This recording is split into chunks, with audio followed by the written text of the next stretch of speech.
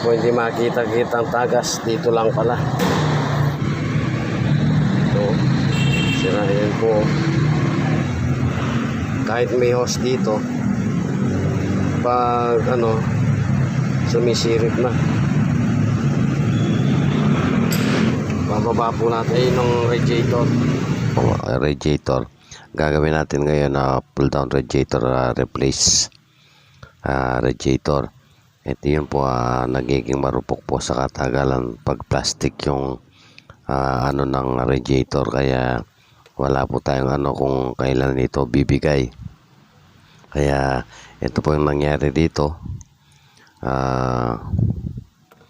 Nag-overheat, tumaas ang temperature, tapos nawalan daw ng lamig. Hindi alam naman kung saan yung tagas. Pag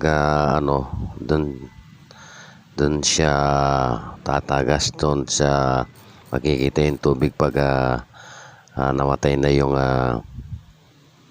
kanyang makina. At lumalakas to pag yung radiator, malayo na yung biyahe. Yung radiator bibigay dito sa ng lalagyan ng hose. Basag kasi po itong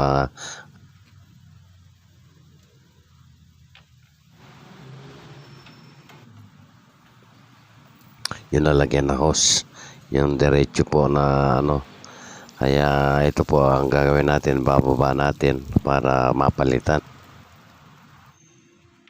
Ito po yung clip. Yung clip na yan, nakadikit po dito yan. Yan. Papasok yan dyan. Kahit sa kabila po, may tornilyo yan. Kaya sa pa-repair, sigurado pa yung bago. Kaso ang radiator ng Innova 2014 po to, mahirap tanggalin. Nasa loob yung kanyang tornilyo, baliktad po ang mga tornilyo. Kailangan na yan tanggalin muna yung pinaka grills niya sa harapan. Ayan po, yan po pinakamahirap kalasin nyo sa ilalim na yan. Kung hindi mo alam kung paano mo kalasin, talagang hindi mo makakalas. Tiyagaan lang po. Kaya ingat-ingat lang konti, tsaka para hindi mahulog sa loob yung tornilyo. Kasi po pag nahulog yan, mahirapan ka nang kunin yung tornilyo. Yan lang po ang pinakamahirap dyan, yung sa ilalim. Pero yung sa ibabaw, litaw naman. Yan po sa ibabaw, litaw. Kaya madali. Kaya ewan po, pagka-design nito, baligtad ng tornilyo niya. Dapat sa labas siya, ngayon nasa loob siya, kaya pwede naman ibaligtad dyan. Kaso yung thread niya nakaano doon dito sa radiator, sa bracket na radiator, kaya dyan siya tumutornilyo, kaya binaligtad. Kaya pag ginawa ko pong video to para pag halimbawa sa mga baguhan at gustong magpalit ng radiator, alam nyo kung saan nyo uumpisahan at saan kakalasin. Yan po, kaya pinapaliwanag ko rito kung paano kalasin at palitan tong radiator na bago at luma, kung paano i-disconnect lahat ng mga tornilyo. Pinapakita natin dito. Kaso yung sa cooling system po, importante yan.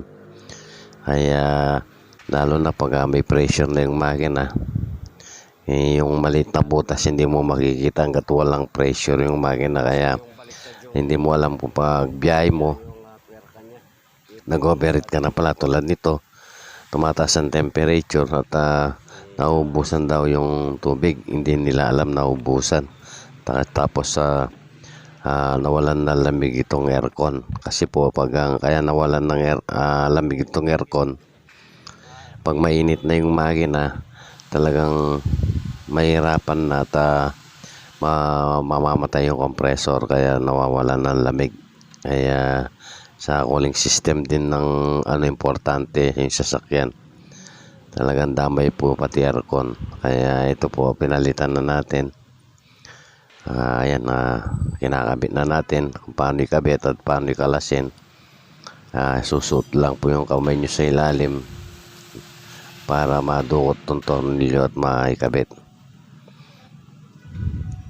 Yan po at patapos na po na isosoli na natin at malapit ng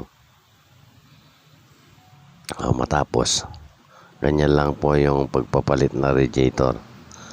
Ayan po, kailangan tiyaga-tiyaga lang at diskarte para kung saan natin uumpisahin at kung saan magandang diskarte para mabunot at makapalitan itong radiator. Kaya ngayon meron na kayong idea kung saan nyo umpisahan. Kaya po ito po malapit na patapos. Ayan po, dyan po nag-leak yung mga may leak at tapos yan ang basag. Kaya yan po ito po malapit na matapos itong video. Sana kahit konti may matutunan kayo at may idea kayo kung paano magpalit ng radiator at God bless po at shout out po sa mga nanonood ng video ko at may tiyagang manood at sana po pakishare na lang at pakisubscribe. Maraming salamat po at God bless po sa ating lahat. Ayan po, naka-assemble na tayo at lagay na lang tayo ng tornilyo. Kukumpletuhin na lang natin para pwede na natin pandarin at maobserbahan natin itong leaking ng radiator. Siguro naman wala na leak dyan. Salamat po at Merry Christmas and Happy New Year sa ating lahat.